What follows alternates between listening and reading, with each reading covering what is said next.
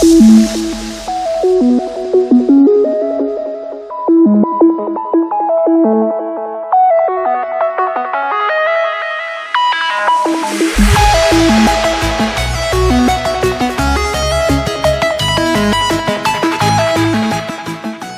nous sommes au consulat de la Zambie parce qu'il y a un problème très grave. Il y a de cela, selon les rapports à notre possession, un mois que les camions du bois qui ont franchi notre frontière, même celle de la Zambie, mais qui sont bloqués au niveau de la Zambie en plein transit. Alors il était question que nous puissions rencontrer les consuls de la Zambie, ici à Lubumbashi, pour qu'ils nous disent sur les motivations de ces blocages et voir dans quelle mesure nous pouvons organiser une rencontre avec le ministre zambien en charge de l'environnement pour qu'on traite cette question une fois pour toutes, parce que de tout le temps nous sommes en train de respecter notre protocole, parce qu'avec la Zambie nous partageons le même cadre qui est SADC, mais nous ne pouvons pas comprendre ce qui est arrivé aujourd'hui. Alors, sans se jeter dans des spéculations, il était question, en tant qu'officiel, que nous puissions venir à la source.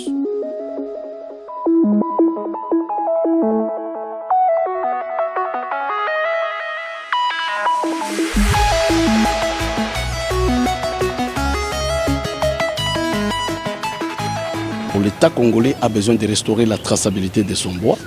Et vous savez, il y a plus de 2 semaines que la circulation est interdite de notre bois sur l'ensemble de la province du Haut-Katanga. Parce qu'il y a un travail qui est en train de se faire au niveau de notre commission que nous avions mis sur place, qui devait vérifier, contrôler systématiquement tous les exploitants. On devait connaître qui coupe où, qui entrepose où et qui commercialise où. Nous venons de nous rendre compte qu'il y a plusieurs irrégularités que nous devons corriger. Il y a de ces exploitants qui sont dans les domaines, mais qui ne sont pas en règle avec l'État.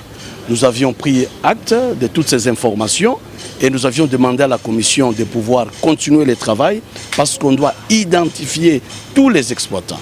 Et nous avions aussi évoqué le problème d'actualité qui est la saisie ou le blocage de nos camions, des camions des exploitants congolais qui ont payé à notre douane, qui ont payé à la douane zambienne, mais dont leurs camions se retrouvent bloqués en Zambie. Et c'est là où maintenant nous, les autorités de la République démocratique du Congo, nous sommes en train de prendre langue avec la Zambie, parce qu'avec la Zambie, nous sommes dans notre organisation sous-régionale qui est SADC. Il y a quand même un protocole que nous devons observer. Et je crois que d'ici là, il est probable que nous puissions effectuer un déplacement pour la Zambie et voir les autorités, les rencontrer, échanger pour qu'ils nous disent clairement quelles sont les motivations de blocage de tous ces camions.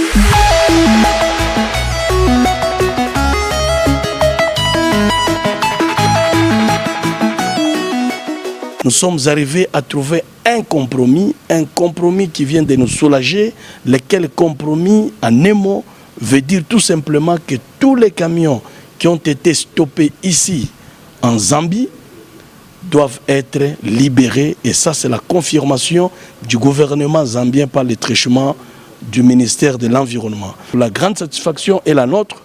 Nous avions un accord signé qui confirma que la libération va commencer ici et maintenant, pourvu que ces gens qui ont souffert pendant un mois puissent reprendre leurs activités comme auparavant. Nous sommes très reconnaissants envers le chef de l'État qui a accepté que le vice-ministre puisse quitter le Katanga à mission après avoir contrôlé l'exploitation qui se passe au niveau du Katanga.